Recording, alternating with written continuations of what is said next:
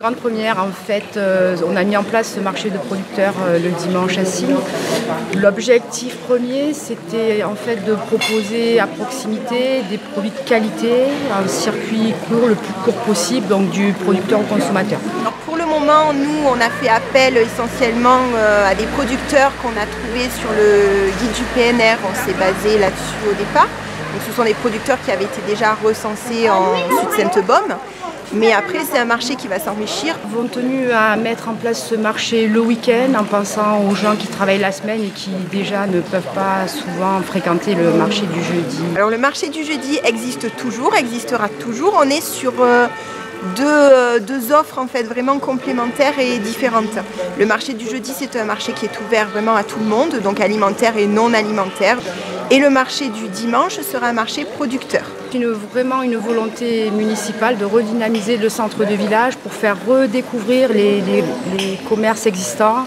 On espère que très bientôt les bars, les restaurants pourront ouvrir et ça sera une avancée encore.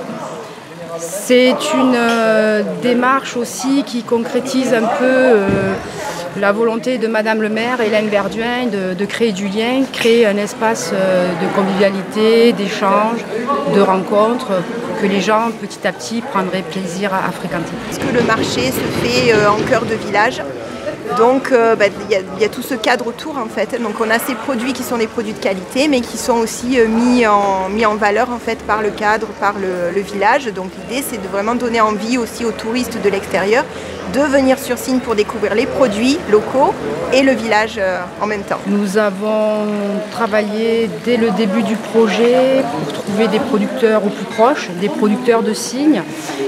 2, 3 déjà sont là, nous allons en récupérer encore un la semaine prochaine. On souhaitait le maintenir parce qu'on propose une offre alimentaire de produits frais en fait sur place, déjà en circuit court. Donc pour la population signoise, ça peut être assez intéressant, on n'est pas obligé de partir au-delà des 10 km faire des courses justement.